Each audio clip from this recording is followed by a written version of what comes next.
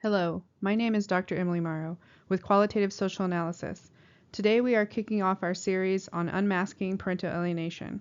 This presentation is a deep dive into the world of child custody disputes and accusations of parental alienation. As we uncover its dangerous practice, we will interview people who have been caught up in a system that minimizes family violence and can put children in danger. Our presenter today is attorney Amy Bell of Ferriante and Bell. Amy is a family law attorney in Kansas and Missouri, working with families in custody disputes and divorces. She is also a guardian ad litem for children in abuse cases. Thank you, Emily. We're going to start by explaining what parental alienation is. Originally, it was referred to as parental alienation syndrome, which can be abbreviated to PAS. It was proposed as a diagnosable mental disorder characterized by children rejecting one parent and divorce and custody disputes due to the other parent coaching the children to reject that parent. Women are more likely to be accused of alienation than men, but men do get accused of alienation as well. Parental alienation is considered a form of child abuse in many courts, meaning that if you are found to be coaching your child to make false abuse accusations, you are considered a child abuser. The diagnosis of parental alienation syndrome has not been widely accepted by mental health professionals, and it is not listed in the DSM-5. Watch out for these terms: co-parenting conflict, parent-child estrangement, child alienation, parental alienation syndrome, PAS, alienation of affection, child custody interference, parental estrangement, parental manipulation, hostile parenting, adjustment disorder. But keep in mind that sometimes these specific terms won't be used. Sometimes you will just hear court professionals saying, I wonder why that's happening. We'll need to look at it. Sometimes because this condition is not recognized as a real mental disorder, some court professionals are starting to hide that parental alienation is being applied to you. So these are some additional terms that they might use, but they don't have to use these terms. They might just be saying, we need to find out what's going on, or we need to look into this more. So keep that in mind. Richard Gardner is the one who developed this concept back in the early 80s. The framework for parental alienation was originally developed by Richard Gardner, and he was a controversial figure. So as his controversy grew, the PS movement started highlighting the work of other psychologists.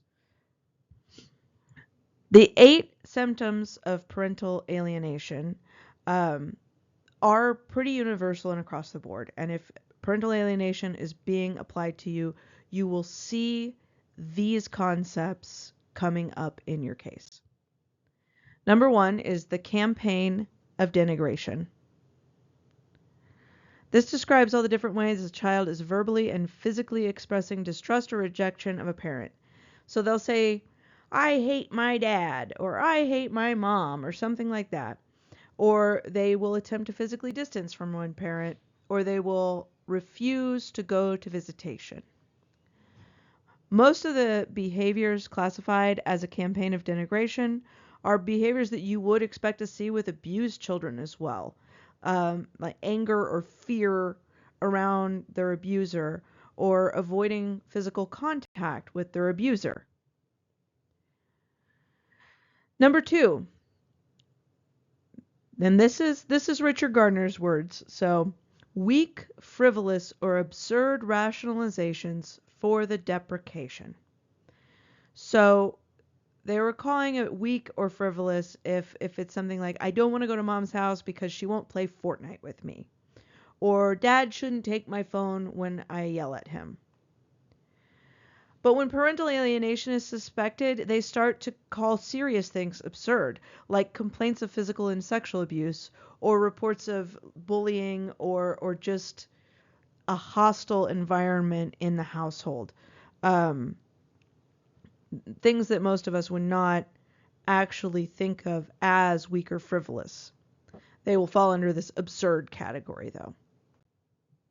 Number 3 is a lack of ambivalence. Normal kids, according to Gardner and PAS, will have mixed feelings about both parents. So they will be able to tell you good and bad things about their mother and good and bad things about their father. But when they have PAS, according to Gardner, they will say things like, I've never had a good time with my dad, or I've never had a bad time with my mom. Lawyers and therapists might present evidence of smiling pictures as proof of happiness, and that a child claiming to have not had a good time must be lying if they are smiling in the picture. And they will ignore that there are coping mechanisms that many children will use to, keep the peace and smile because they're supposed to in the picture.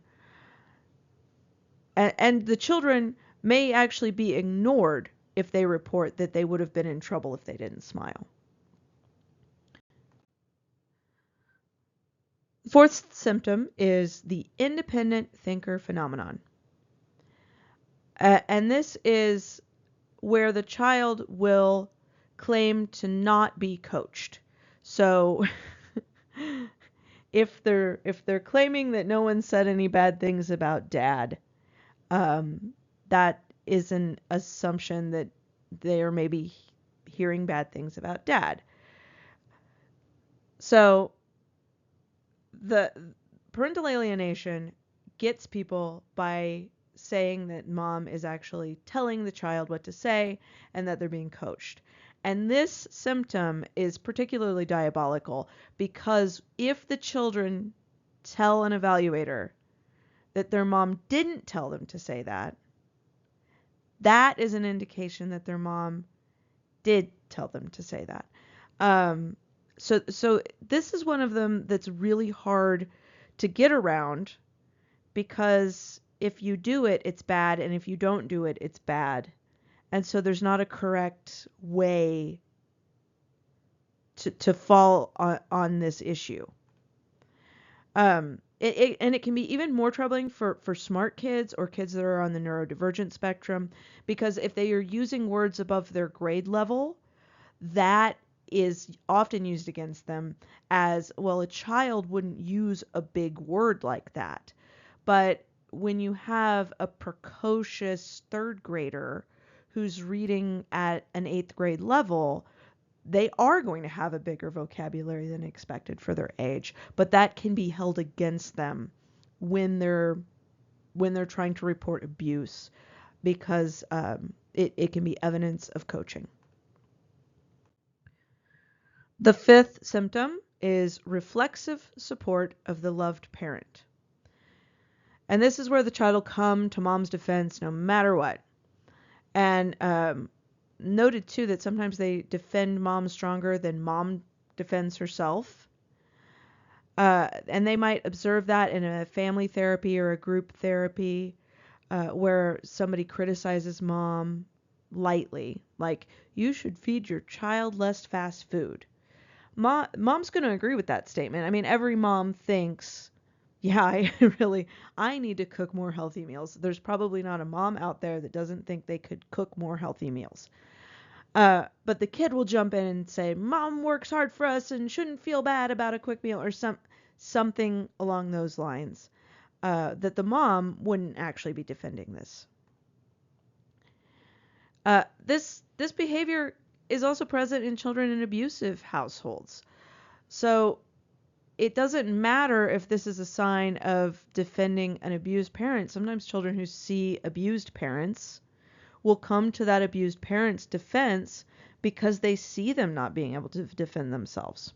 So once you've got PAS on your shoulders, all of these actual signs of domestic abuse are ignored, or found to be evidence that you are making this up.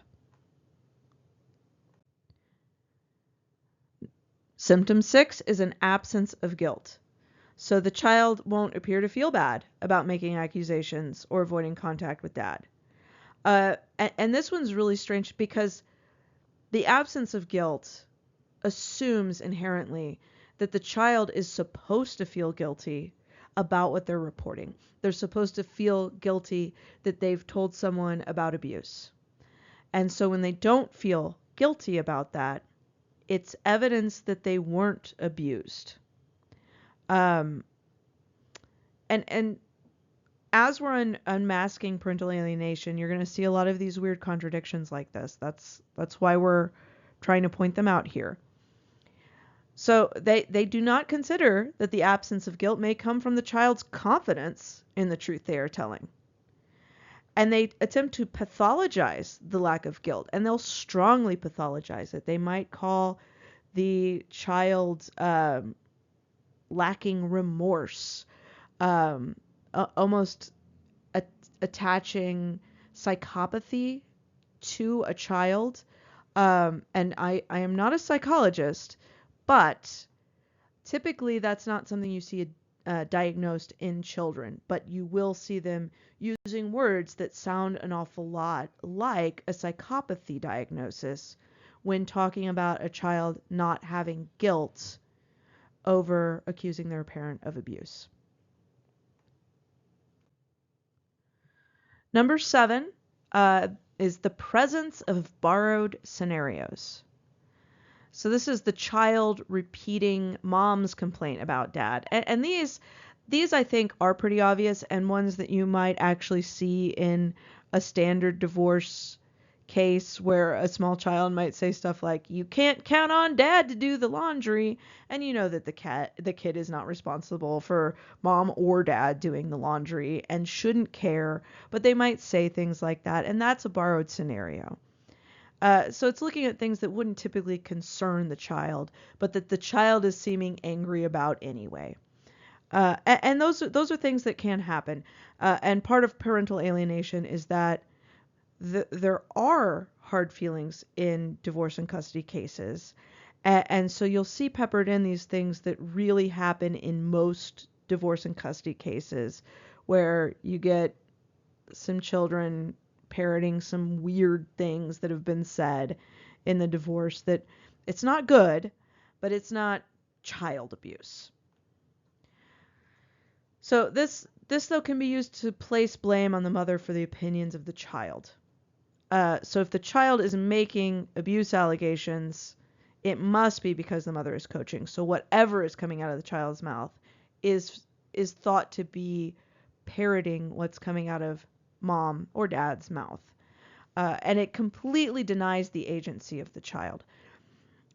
Now, there are different mental capacities for different children at different age ranges, but this borrowed scenarios denies the agency of children kind of across the board in all ages, and doesn't really take that into consideration. It just makes them out to be a passive observer in their own households. And the 8th symptom is the animosity, spreading the animosity to the extended family of the hated parent. So the child is not interested in having a relationship with the paternal grandparents, aunts, uncles, cousins, whatever, and that the loss of these relationships is often blamed on the mother isolating the child from beloved family members. Richard Gardner went as far as to blame a child for the death of their grandmother due to heartbreak of the child abandoning their relationship. That was in his book. He notated a story of a grandma who died of a broken heart because the grandchild wouldn't see grandma, and openly was blaming a child for their grandmother's death in his book. But often family members will come to the defense of the parent on their side of the family. And the child's rejection could be a direct result of those family members taking dad's side, taking mom's side, and not listening to the child, not believing the stories that they're saying. So oftentimes the extended family earns the child's anger on their own.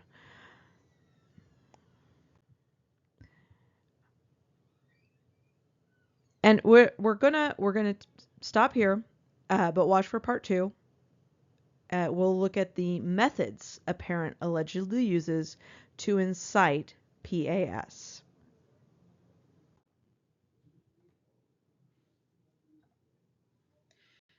Reach out with your story at info@qualitativeSocialAnalysis.com, and our website is www.qualitativeSocialAnalysis.com. Thank you.